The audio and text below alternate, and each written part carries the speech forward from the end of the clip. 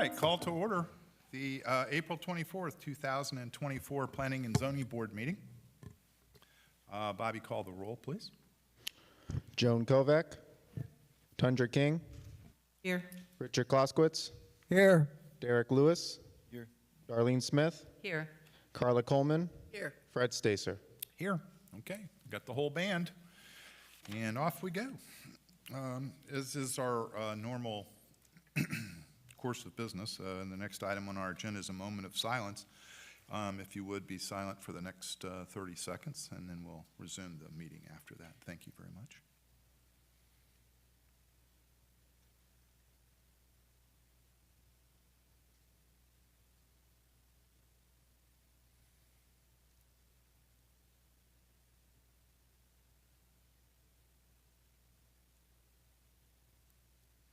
Okay, thank you very much. Next item on our agenda is approval of the minutes from the March 27th, 2024 meeting. Chair will entertain a motion. Chair? Yes. Make a motion to approve the minutes. Second. We have a motion and a second to approve the minutes. Are there any adjustments, corrections, anything on the minutes? Seeing none, Bobby, call the roll on minutes, please. Darlene Smith. Yes. Tundra King. Yes. Joan Kovac. Yes.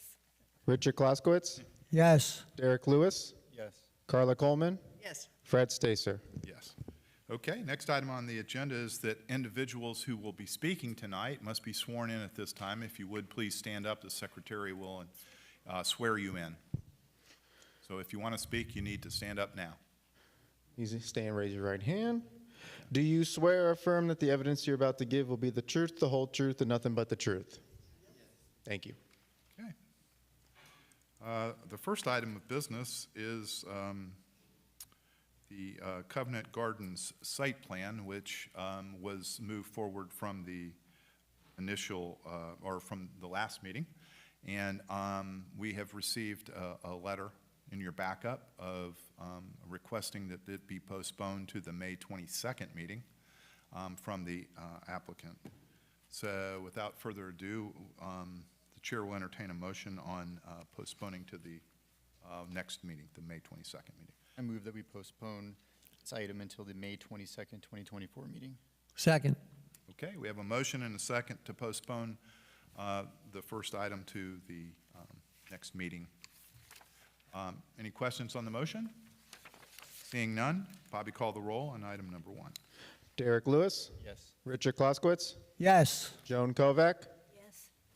Tundra King. Yes. Darlene Smith. Yes. Carla Coleman. Yes. Fred Stacer. Yes. Okay. Second item on the agenda is, let's throw that away.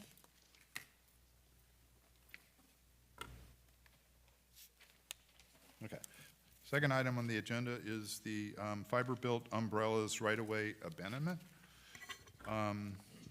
P&Z item 24-18501. Let's see, do we have an address? Project location, 6 lots north of 2201 West Atlantic Boulevard.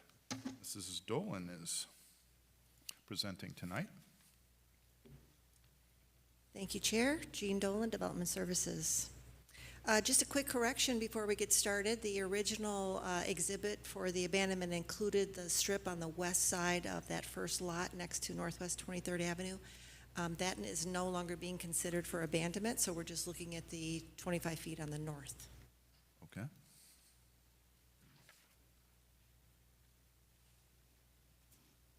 All right, so that's our new picture of what we're abandoning. This is a request by the property owner to abandon right-of-way that was dedicated via deeds for several properties that have since been purchased for consolidation and development as part of the commercial property to the south.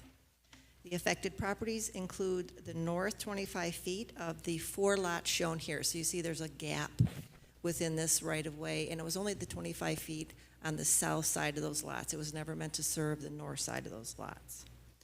There have been no improvements to or utilities installed within this dedicated right-of-way to be abandoned. The right-of-way dedications are generally located on the north 25 feet of the subject lots and were intended to provide access to the subject lots.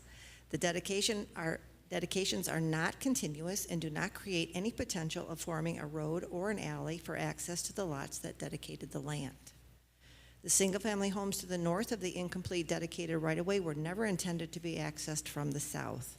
In fact, if this right-of-way were to ever become a legal road, the properties to the north would have to dedicate the southernmost 25 feet of their lots as right-of-way. The lots to the north were designed and built over 40 years ago to front on and have access to Northwest 2nd Street. There is no requirement to create a street or alley in the backyard of these lots. Thank you. The applicant has purchased all the lots that dedicated this random right-of-way, as well as the intervening lots that did not dedicate right-of-way, which you can see are referred to here as lots 3 and 5. The applicant has plans to consolidate and develop the lots without providing access from the north. The random dedications, therefore, are not needed to provide access to the lots that dedicated the land. So once the fiber build site plan gets approved, all this will be consolidated, and you won't see all these lot lines anymore. So the review standards for abandonments are, number one, the right-of-way or easement is not now or in the foreseeable future of any benefit to the city or its inhabitants, and the vacation or abandonment of the right-of-way or easement is consistent with the comprehensive plan. All of the service providers that have submitted comments have stated that they have no objections to this request. Only Comcast failed to respond to the inquiry. The abandonment of this easement meets the standards of Section 155.2431D1 and 2, and therefore staff recommends approval of this request. Some alternative motions for your consideration. Recommend approval to the City Commission as the board finds that the easement abandonment meets the standards of Section 155.2431D1 and 2, with the following condition, that the applicant provides the no objection letter from Comcast. Or alternative motion 2, table this abandonment request to allow time for the applicant to address any outstanding issues identified by the board, staff, or affected parties. Staff recommends alternative motion 1, and both staff and the applicant are present if you have any questions. Okay. Does anybody have any questions of staff before we go to the applicant? Yes, Mrs. Smith? Why was parcel 3 and parcel 5 exempt from here? Was it already an abandonment in them? They never dedicated any right-of-way. This is very random in that this right-of-way was created by deed, which is unusual. It's usually by plat or some other instrument. So we actually don't have these rights-of-way in any of our records. They're not in our right-of-way maps. They're not in BCPA. So it was like they put them in these deeds, but never told anybody else about them. So it's extremely random. So those two lots just never had those dedications included in their legal descriptions. Okay. We don't really know why. One of these dedications is as old as 1968. So some of this stuff was just done a really long time ago and hasn't really been tracked in anybody's paperwork. Thank you. Anybody else? Okay, seeing none, is the applicants here? Yes. Would you like to speak? Just for questions? Okay, does anybody have any questions of the applicant? Just one, there's a condition, Comcast hasn't replied. Do you accept that condition if we were to approve this? You need to Into the microphone, please. Yeah. And name and address for the record, sir. My name is Joshua Pinsky, attorney for Fiber Built. Okay. Yeah, that's not a problem as far as the condition for Comcast. Okay.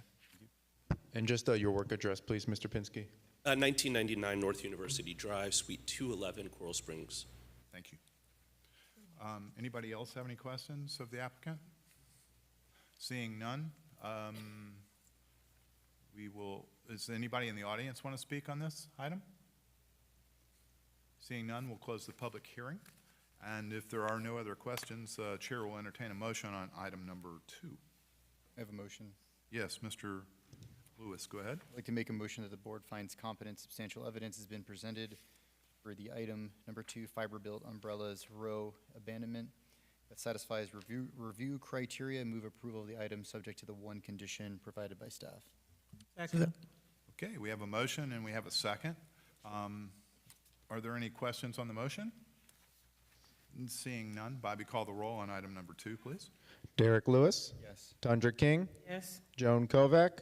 Yes. Richard Kloskowitz. Yes. Darlene Smith. Yes. Carla Coleman. Yes. Fred Stacer. Yes, Thank you very much. Good luck. Good luck.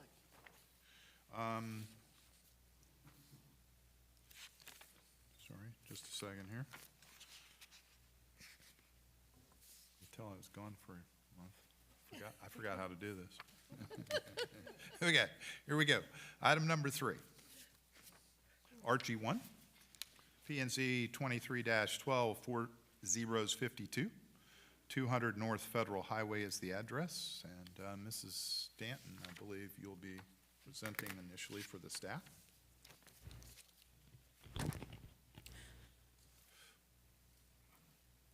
Thank you, Mr. Chairman and board members. Pamela Stanton with Development Services.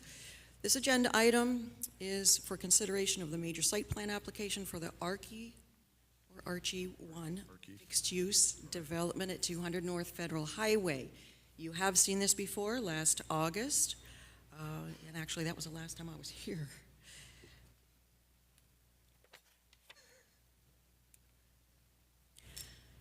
Refresh our memory, the project site is on the east side of North Federal Highway, 2 blocks north of East Atlantic Avenue. Excuse me, yes, Boulevard. East Atlantic Boulevard. Good heavens. The previous approval was for a 7-story mixed-use building with 95 units and ground floor commercial space facing Federal Highway on a site that is under an acre. It was approved with 2 density bonus options that are available in the core sub-area of this zoning district for up to an additional 34 units, of which the applicant was adding 19 to the 76 units allowed by right on the first site plan.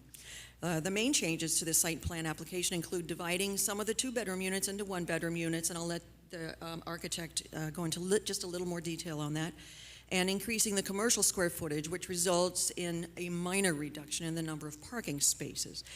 And the site is still located in the transit-oriented East Overlay District. The site plan shows the building footprint remains the same. The applicant will provide details on the minor changes. So should the board find that the application has provided competent, substantial evidence to satisfy the review standards for major site plan approval, the Development Services Department recommends including the following conditions. This is the longest part of my presentation. 1, density bonus number 1 was selected in order to qualify for an additional 20 units per acre in the center sub-area portion of the project. Identify which strategy will be applied. A fee equal to 1% of the project's construction cost or $250,000, whichever is less, or a piece of artwork valued at 1% of the project's construction cost or a maximum of $250,000, whichever is less.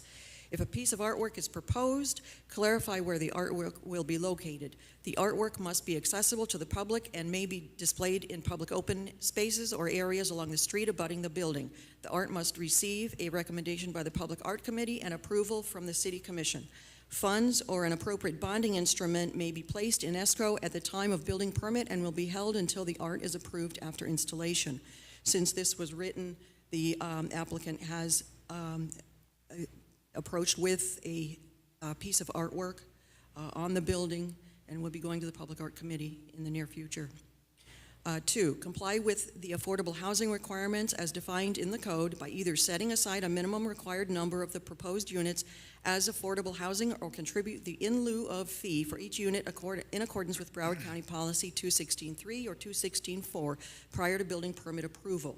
3, indicate the locations of the 4 proposed rain gardens on the site plan and landscape plan in order to obtain 4 sustainable development option points for bioretention systems, or select a suitable alternative from the table to achieve the required 18 sustainable development points for mixed-use development in the transit-oriented district.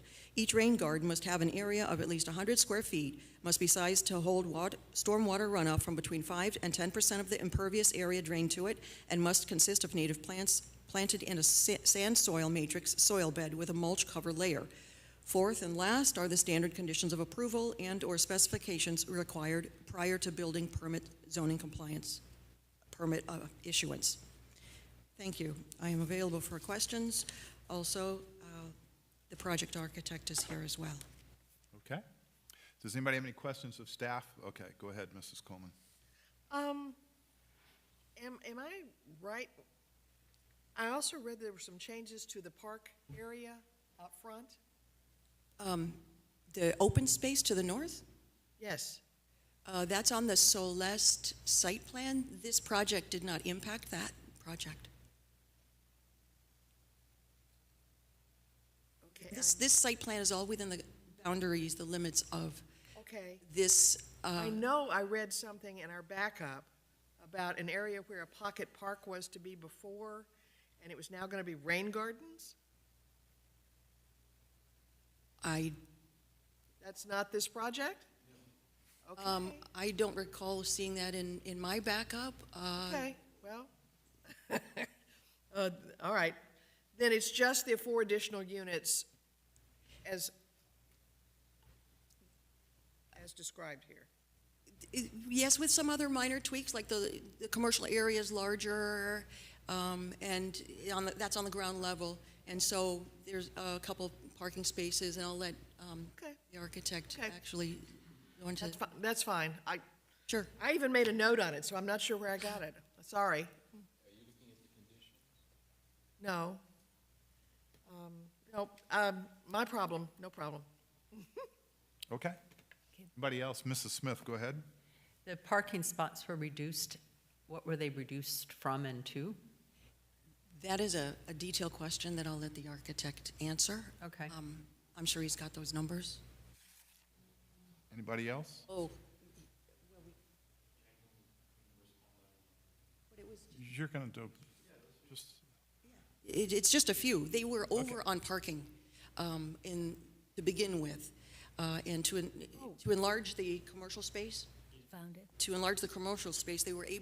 could afford to lose a couple ground level parking spaces. okay, Mrs. Coleman, go ahead. Mr. Chair, in the conditions, it talks about the rain gardens. On this site, not not off the property at all. It can't be in the right of way, and it can't be on adjacent properties. It has to be within the boundaries of This site, this site. okay, okay, I still think the architect's probably the best. okay. Well, I'll talk with the architect then. Okay. I want him to show me where it all is, so, Yeah. Okay. okay. Okay. Thank you. Any other questions of staff before we go to the applicant? No. Okay. Mr. Applicant, did you want to go through anything first and then take questions, or did you have a presentation, or? Not a big presentation. Reality is you've already seen the project and approved it. The building itself doesn't change in any significant manner, so the additional units that we have are all within the same envelope. We grabbed 4 levels from the 4th to the 7th level. In a particular part of the building, we had 3 units. We divided it up in 4, but it doesn't change the facade, doesn't change the size or the footprint of the building at all. And downstairs at the commercial area, we modified a little bit the inside boundary wall of the commercial space, so that increased our commercial area a little bit. Parking-wise, we are, off the top of my head, I am not remembering the exact number, but I know that we are 100% of the required parking spaces are within the structure. So we're even at this stage with the revised layout. So other than that, the building really hasn't changed in any way. One moment, Mr. Chair. Can I just get your name and address for the record, please? My name is Camilo Diaz. I'm with Deforma Studio at 5555 Biscayne Boulevard, Miami, Florida. Thank you. Okay, Mrs. Coleman, I think you want to, Okay. go ahead. Can you show me where on that, where my computer's not working, where the site plan, the rain gardens are?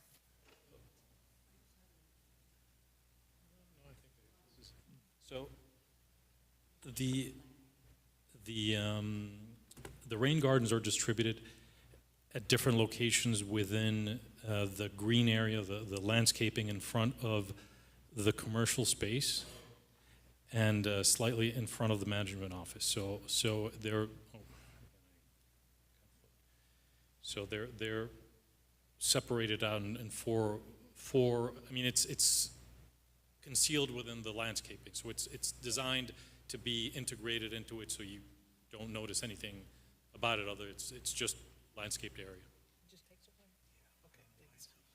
Thank you. We're having computer issues here. I have been approached by several, by real estate brokers who are very interested in renting out spaces that we're putting, the commercial spaces we're putting in all of this mixed use that we're doing across the city. And this is a broader conversation I'll bring up later in the meeting tonight, but many of them are telling me that in residential projects like this, where the developer is mostly a residential developer, and they put the commercial space on the bottom, but they don't do it with enough care to be able to rent it out for commercial uses. The ceilings are not high enough to get the infrastructure in for a restaurant and those sorts of things, so they're almost impossible to rent. And so my only comment would be, as you go forward with this, with your plans, though I know this is site plan approval, just make sure that you're putting in the kinds of spaces for whatever use that you're trying to attract on the ground floor that you can actually build there. Yeah, yes, I mean, we've done this type of projects multiple times, and in particular, in this particular case, we did consult with a major chain. I'm not at liberty to disclose which one, but they had a part in designing the space for their use. So it's something that we have taken into consideration, and part of the modifications of the size of the retail area are in response to that. So we are taking it into seriously. That's wonderful to hear, because we really want these to be vibrant places, and it's really discouraging to hear that we have the space, but then restaurants can't go in because the developer didn't build the ceilings high enough. Yes, I mean, Thank you. my client is very much interested in that as well. Okay, thank you. Okay, anybody else? Good point. Very good. Go ahead, Mrs. Smith. I just have one comment. I noticed in the rendering that there's a location for dog grooming, but it doesn't look like there's a lot of room to walk a dog. It would have to be outside of the property. Right, but I mean, there doesn't look like for 99 units, if people had dogs, where do they go to walk their dogs? It would have to be on the street, really, Yeah. because we, Or the or the sidewalk. community park, or the pocket park that's next to it. There's a pocket park next to it? Okay. So I was just curious. It's across from the dog park. Yeah. Yeah. Yeah, it is. I want to get back to, I want to get back to the parking thing again. So you can't tell me how many parking spaces were taken out? How many were taken out? I understand you have, you meet the code, but I'd still like to know. I can tell you it's 5. It's 5, About okay. 5. Thank you. Okay. And, I'm sorry. It's Sure. my client. Absolutely. Yes, sir. Just Just your name and address. for the record. Name and address for the record, please. Borja Curtava, 8085 Lemon Serpentine Lane, Delray Beach, Florida. Owner's rep for Archie Group. Great, thank you. Go ahead, sir. 130 parking spaces. We took out 5. Okay, Just wanted to clarify that. okay, great, We're satisfying meeting the 100% parking within the building. right, good. Okay, thank you. Anybody else have any other questions of the applicant? Seeing none, does anybody on the, in the audience want to speak on this item? Seeing none, I'll close the public hearing. Unless there's any other comments, Chair will entertain a motion on item number 3, I think we're on. Mr. Chair? Yes, Mrs. Coleman. I'd like to make a motion that the board finds competent and substantial evidence has been presented to satisfy review standards for this major site plan approval as requested in this application, and therefore I move approval of this item with conditions 1 through 4, A through G, as outlined in the staff report. Second. Okay, we have a motion and a second. I'm not sure I asked. Your client's fine with the 4 conditions of the staff? Yes. Yes, okay. That's for the record. Okay. We have a motion and a second. Any questions on the motion? Seeing none, Bobby, call the roll on item number 3, please. Carla Coleman, Yes. Richard Kloskowitz, Yes. Joan Kovac, Yes. Tundra King, Yes. Derek Lewis, Yes. Darlene Smith, Yes. Fred Stacer. Yes. Thank you very much. Good luck with Thank your you. project. Okay. Next item on the agenda is text amendment, standards related to parking and storage of recreational motor vehicles. Mad Max, you're up, sir. Good evening, everyone. Max Weems, Principal Planner Development Services. So this is a text amendment looking at the specific standards within our accessory uses related to the parking and storage of recreational vehicles. So residential properties are generally permitted by our code to park and store recreational vehicles with some specific standards. So I'm generally going to outline those. If you want, we can get into the details, but this is really just for the sake of discussion and to frame the text amendments. But the standards that we have are to limit the size of the recreational vehicles that can be stored on a residential lot, provide the general locations and the screening for those RVs, that it must be stored in working order, in a working condition, and parked on a hard and bonded surface if in the front yard. So the intent of these standards is to allow for the storage, light maintenance, and preparation for use of a recreational vehicle off-site. It's really just for the storage and light maintenance on a residential lot. So the issue that we're looking to address, we've seen an influx of recreational vehicles, travel trailers or motorhomes, stored on residential zone properties with violations of various city ordinances. In many cases, those RVs are being used as accessory dwelling units to the single-family home, which is strictly prohibited. The Code Compliance Division and the City Attorney's Office have identified the challenges to enforcing this code section and in issuing that the use is storage, and enforcing this code section and ensuring that the use is storage and in fact not an accessory dwelling unit. So I'd like to ask our compliance director to come up and speak to some of these issues as demonstrated in these photographs. Good evening. Thank you, Max. Mario Sotolongo, City of Pompano Beach Code Compliance Department. As you can see here in the photos, the very first one you see, they have created like a mini trailer park, if you will. Some of these homes have quite large backyards, and it lends itself for this type of activity. Being behind a 6-foot fence, it screens the activity from our view. We typically see these things when we get complaints. Of course, here the photo is taken from an elevated point from the second floor, and you can see that 2 RVs and a shed has been added to that backyard. And these are some of the challenges that we're experiencing lately.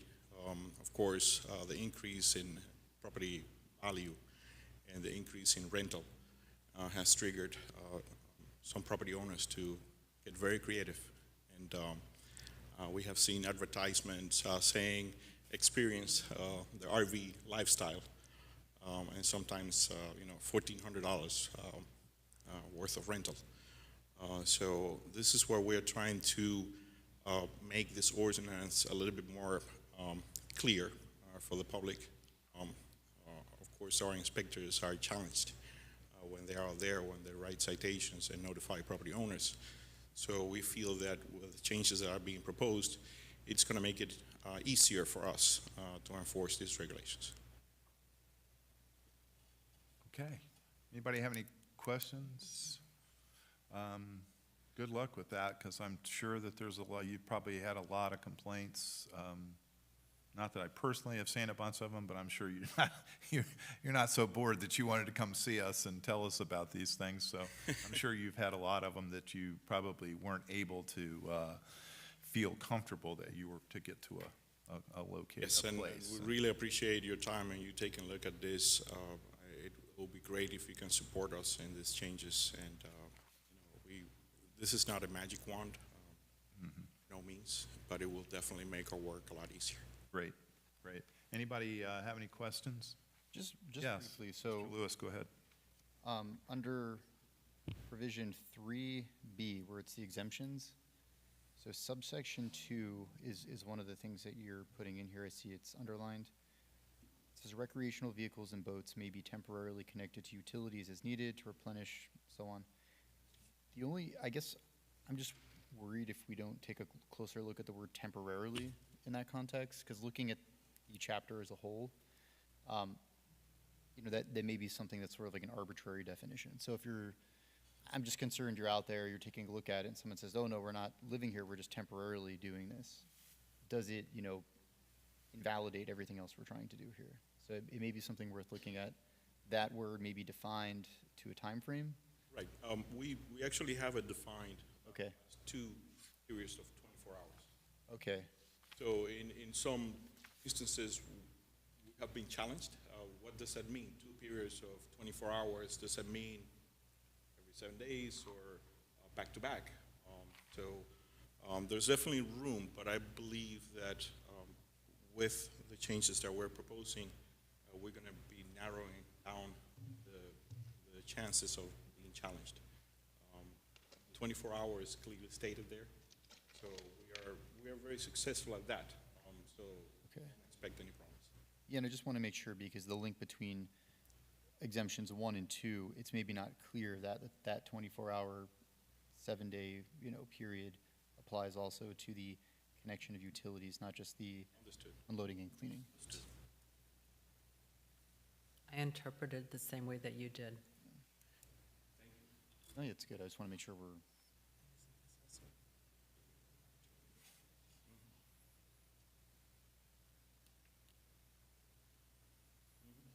Provide that context. Mr. Lewis, just in preparation, because this was prepared by Ms. Zillick in our office along with Mario and I believe Max.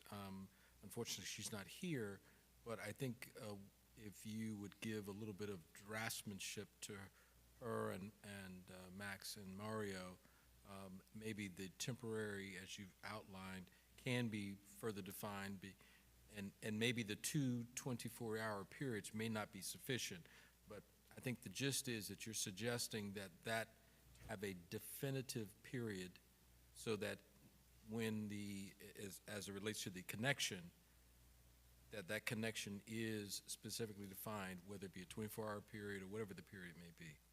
Right, and so and I guess the other thing I was thinking about in conjunction with that is it may be smarter to break it out between vessels and RVs or things of that nature, because some of the vessels, I imagine, that are being stored behind people's houses are left permanently connected for bilge pumps and things of that nature. There is that. There's no question that property owners do have trickle chargers and things of that nature. Our major concern is water and sewer hookup, Right. which lends to the habitation of these vehicles. When we encounter, a small gauge wire, running from the house to the vehicle, it's not a concern. Right. So the concern comes when you see that heavy gauge wire and sometimes you see the sewer and water hookup. Okay. When it's in preparation for a trip, we understand people have to flush their tanks and provide a higher charge, if you will, to the batteries, but again, that's where that 24-hour period comes into place. So with that in mind, what is this? This goes to the commission when? It's not currently on an agenda. From this, we would take your recommendation, and I think our next applicable meeting is probably going to be the 2nd in May. Okay, and is it 1 or 2 hearings? 2 hearings for a text. Okay, so it'll actually come back here? I mean, I'm sorry, you don't have to come back, but could you just have a report at the next meeting? Even if Mario doesn't come, just let us know so that you get a chance to look at it before they've done their second, or is that? Yeah, I'll reach out to Jill, actually. You're good with that? Yeah, I just wanted to make sure, because I think sometimes when we do suggestions from the dais here, staff, it's a lot easier if they know the parameters, and they can move forward. I'm pretty sure staff will reach out to Mr. Lewis. Yeah, part of what I was thinking, I looked at some other codes from some other cities and municipalities kind of in conjunction with this, also with the screening, which may be something that ties into this too. So I'll get with Jill and I'll Okay. So, and you'll just kind of let us know what the disposition was before the second hearing. You'll have a first hearing, but our next meeting, you can just let us know. Yeah, by our next meeting, I'll definitely know what. We're not trying to stop anything. I think we should know the answer to what these questions are, that's all. Assuming we recommend approval tonight, yes. Yeah, okay, well, that was two. I was assuming that. Yeah. Yes, Mrs. Coleman, did you have some? Just to say that I'm really pleased to see this here tonight. My neighborhood has had a big proliferation of these just parked in the driveway. And I never know, if I go out and walk, they're there over an extended period of time. And we do know that some of them are hooked up. And because if they're there for 6 months, they're in a driveway without any screening. I know it violates our code, but as strong as you can make this, I would be supportive of. Okay. Anybody else? Seeing none, anybody in the audience want to speak on this item?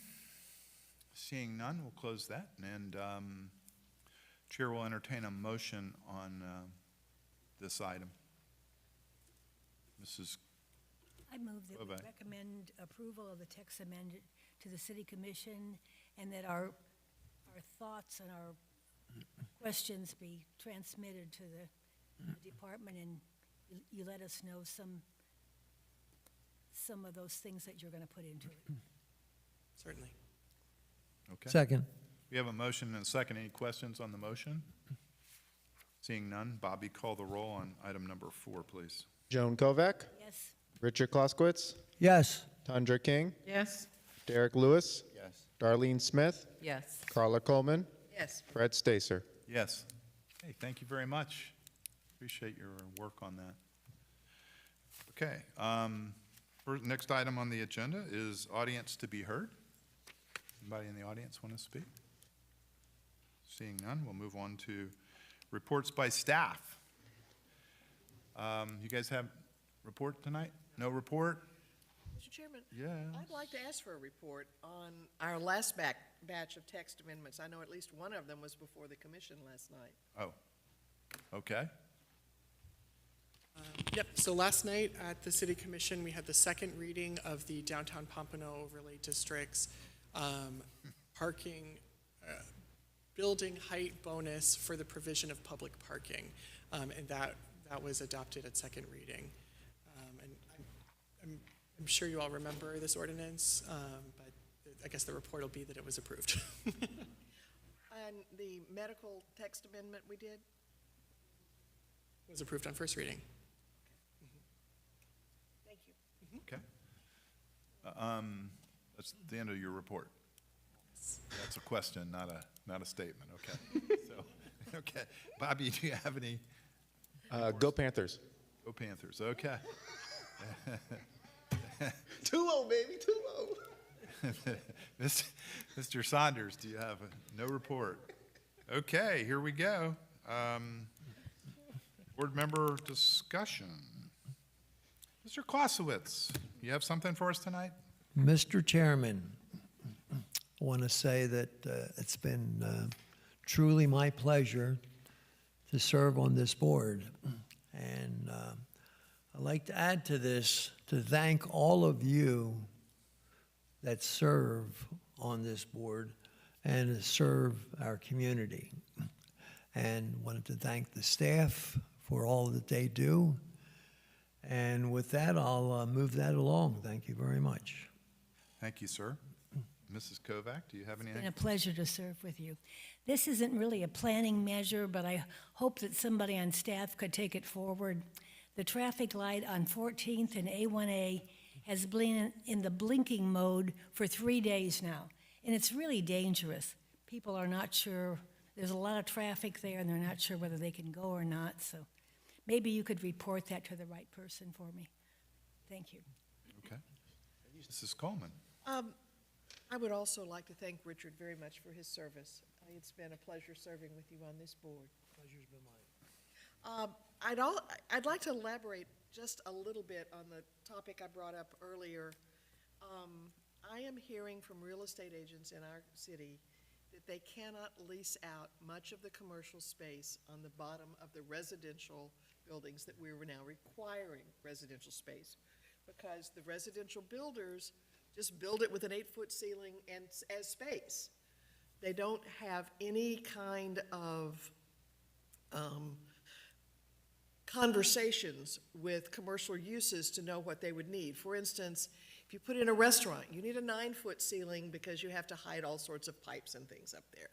And we're losing, I think, out on our vision of having vibrant businesses on the first floor of some of our buildings. So I'd like to ask that staff may want to take a look at this and our requirements, since we're requiring commercial space, and perhaps even a little working group of some of the real estate agents around to talk about what their issues, specific issues are, so we can find out if we need to do any code amendments to make our space more attractive for the commercial uses we're trying to get in on the ground floor of those buildings. Okay. That it? Yeah, That's it. That's your item. Okay. I just wanted to That's make- my item. Hey, I've been gone. I don't, I'm not reading my members like I usually do. So. We missed you, Fred. We missed you. No, yeah. Anyway, you did a great job, because I watched it. There you go, just to make sure. Okay, Mrs. King. You did it with one arm. Welcome back. I just had one issue that I think I brought up at the last P&Z meeting, which was about some of the septet reports. In keeping with some of the meetings that we've had with the sheriff and some of the things that are occurring, primarily I'm talking about now the Northwest areas, I think we have to do our due diligence when we are looking through these septet reports. And yes, I know that, the BSO officers are competent. I'm sure they're experienced at prepare the septet reports, but I think we have an obligation to the people that may be renting these properties to let them know that some of these areas we need work. And just to say you're gonna have lighting or you're gonna put 8-foot trees, I just don't think that that's fair to a person that may be relocating from out of town and hear about we have, apartments or condos or whatever, and they want to reside there, that they're not aware of, I hate to use the word mislead, but maybe they may not be aware of some of the concerns as it relates to crime in those areas that we're still working on. So somebody has to take the responsibility to, we don't want to scare people that don't come to Pompano, because I love the city that I live in, but I think we must be fair to people that are coming into our city to address things that are pressing right now, which is some of our schools potentially being closed, as well as a number of unsolved homicides that we have right now. I know that there was a meeting last week. I was out of town with the Broward Sheriff's Office, and I'm optimistically waiting to see some plan be rolled out as to how we can better address some of the crime that's attacking the Northwest area, so that we can be fair to people that will be new and coming into our community. Thank you, Chair. Thank you very much. Mrs. Smith? Just would like to get a report in the next couple months of what's going on with multimodal. We had a meeting today. I'll be glad to bring a more robust report on several of the topics we talked about today and have some planned actions on at our next meeting. That would be great. Thank you. I heard you survived that meeting too? Wow. Okay. Mr. Lewis, go ahead. I just want to thank both of you for your service. I definitely appreciate it. And Joan particularly, I grew up in the town of Davie in the 80s and 90s, so thank you twice over. You're going to be at the next meeting, right? Excuse me? You're still on one more meeting, right? One more meeting. Okay. Yeah, no, that's very nice. Is that the end of your report? Okay. So, yeah, I just wanted to say a couple things. Mr. Klasowitz is this is his last meeting, and he's the longest-standing member. I was doing the math in my head when I was driving over here today, and I think he has like a third of the institutional years on this, of this entire board, or a quarter of it or something. It's a lot, okay? So we're losing, obviously, institutional knowledge. I think you said it was 25 years. Is that correct, sir? You'll be gaining more knowledge as you have younger members. I said institutional. Yeah. Listen, I don't really want to talk about memories. 'Cause my memory is definitely not what it was 25 years ago. So anyway, but we are. I hope everybody had a chance. And did everybody respond to the? Yes. Okay. So everybody, except for I heard Mrs. Coleman may not be able to make the May, whatever it is. May 15th. 15th. I will be in Tallahassee, so Yeah. I'm so sorry to miss it. Yeah, she's going to be up there fighting crime or something. I don't know what she's doing. But anyway, but that which is, I'm sure you'd rather be here than with all those crazy people in Tallahassee. But anyway, I think we're really looking forward to it. I'm really looking forward to having an event for both of you guys. And the mayor said he was going to sneak in, and I said, well, you can't have anything to eat because it comes out of our budget. No, I didn't say that. I was just kidding. But no, I think but the mayor did say he would pop in and, greet you guys. Actually, he was your commissioner for several years too, right? So before he became the mayor. So that's, anyway. And I had just a couple other small things. One other thing, and it came to my attention, and I know that minor deviations are done by staff, right? So, and majors are done by us. One of the things that I would like some consideration or submit perhaps just a short discussion on it's my understanding that on a relatively, shall we say, controversial project, that there was some minor deviations done after the approval, after the site plan approval here. And some of the people that sit here on Tuesdays instead of Wednesdays were a little concerned about that happening very often. I'm not saying it's happened often, but I'm aware that it's happened at least once. So I would like perhaps some consideration that if a project has minor deviations, because generally all this amendments, adjustments, come to us as part of the site plan, right? Even if they're not for us to decide and you guys decided internally. I think from a political standpoint, it's probably a good idea that those they be encompassed before the site plan approved. And I understand because of the way that project has worked, it's been kind of hard to do that.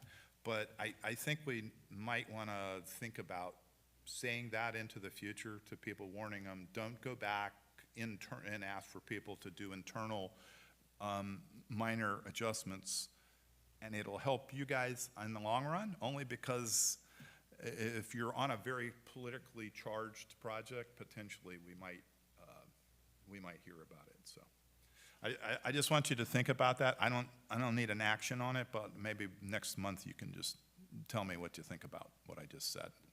And the project I'm thinking of is on the beach, on 15th Street, right? If you want to talk about it now, you're welcome to. So. No, I just want to say that the minor deviations are something that they will request, and then we have a specific criteria that they have to fall within. So it's not so much that our director decides, okay, this is or isn't minor deviation. It's does it or doesn't it meet this threshold of criteria.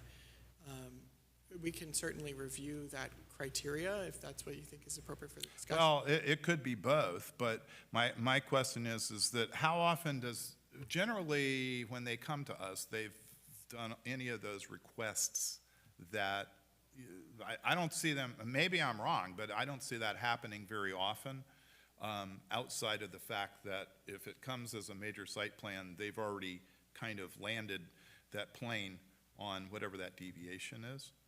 And so we get to see it even though we're not you guys are actually making that decision internally and you say, hey, the director decided internally, but it potentially could have an effect on us. And when you have a more controversial thing like that, I think it also protects staff too, because if those changes are such as moving a driveway, all the way to the other end. I mean, it starts in the middle of the building and ends up on the other way in an area where people have very specifically talked about, traffic patterns, and also the on-street parking has changed on that project. So, and when I say changed, it doesn't mean they added spaces. It means they took them away. And people were really concerned at times on that project. So I'm just saying, I think from your standpoint as well, it insulates you from having to make a decision that maybe the people that sit here on Tuesdays, are not going to be happy with. I'm glad to take that heat, but I don't think you guys should be doing that necessarily. I'm not saying what you did was wrong, because that's not what I'm saying, but you understand what I'm saying. Sometimes things get so political on these hotter issues that I think it would be a good idea to just think about it, and we'll discuss it more. Understood. Okay? And I'm not like burning on that. I'm just, you know what I'm saying. I just think long term, it might make more sense. But anyway, okay. Wow. Everybody, amazing. The kid is back in town, huh? Okay. Anything else? I think we're all done, right? Okay. And with that, Mr. Chairman, Mr. Clausewitz. as my last official duty, on behalf of the board and the staff, I move we adjourn. Okay. So moved.